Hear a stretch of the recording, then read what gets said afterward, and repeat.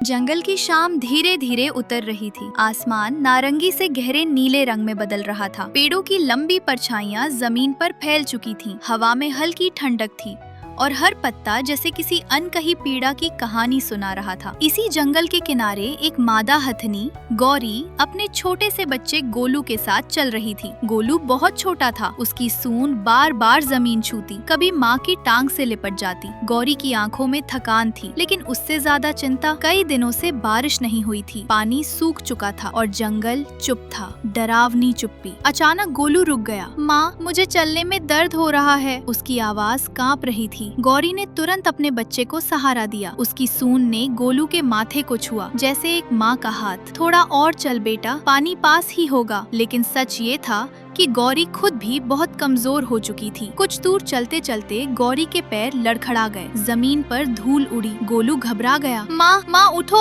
गौरी उठना चाहती थी, बहुत चाहती थी, लेकिन शरीर जवाब दे चुका था। सांसें भारी हो गईं। आंखों के सामने अंधेरा छाने लगा। गोलू रोने लगा। माँ, मैं अकेला हूँ, मत छोड़ो। गौरी ने आखिरी ताकत इकट्ठा की। अपनी सूंड से गोलू को अपने पास खींचा। उसकी आंख से एक आंसू टपका, भारी, गरम, सच्चा। बेटा, डरना मत, माँ यही है। और फिर अगले ही पल गौरी की सांस रुक गई। जंगल ठहर गया, हवा भी रुक गई, पत्ते भी जैसे रोने लगे। गोलू समझ नहीं पा रहा था। वो माँ की सूंड को हिलाता रिगादा। माँ उठो, मुझे भूख लगी है। माँ, ठंड लग रही है। लेकिन कोई जवाब नहीं। रात उतर आई, अंधेरा गहरा हो गया। गोलू माँ के शरीर से चिपक कर बैठ गया। डर, भूख और दर्द सब एक साथ। तभी झाड़ियों में हलचल हुई। एक बूढ़ा कुत्ता शेरा धीरे धीरे बाहर निकला। उसकी आंखों ने दृश्य देखा और भर आई। शेरा गोलू के पास आया, कुछ नहीं कहा, बस चुपचाप बैठ गया, जैसे पहरा दे रहा हो। पूरी रात शेरा वहीं बैठा रहा। सियारों की आवाज आई, शेरा भौंकता रहा। खतरा पास आया, शेरा डटा रहा। सुबह की पहली रोशनी में जंगल ने ये दृश्य देखा। एक छोटा हथीनी बच्चा अपनी माँ से लिपटा हुआ और पास बैठा एक बूढ़ा कुत्ता जो उसकी ढाल बना था। दोपहर तक हाथियों का झुंड आ गया। एक हथिनी आगे बढ़ी और गोलू को सूंड से सहलाया। गोलू रो पड़ा, इस बार जोर से। शेरा पीछे हट गया। उसकी आंखों से आंसू बह रहे थे। उसे पता था अब उसकी जरूरत नहीं। जाने से पहले शेरा ने आखिरी बार गोलू की तरफ देखा और मन ही मन कहा, तू अकेला नहीं है, कभी नहीं। और वो चुपचाप जंगल के रास्ते लौट गया। सीख, माँ का प्यार मौत से भी बड़ा होता है और कभी कभी अजनबी भी भगवान बनकर आ जाते हैं। अगर ये कहानी आपके दिल को छू गई हो तो चैनल को अभी सब्सक्राइब करें। ऐसी और भावुक कहानियों के लिए सब्सक्राइब करना मत भूलिए। धन्यवाद।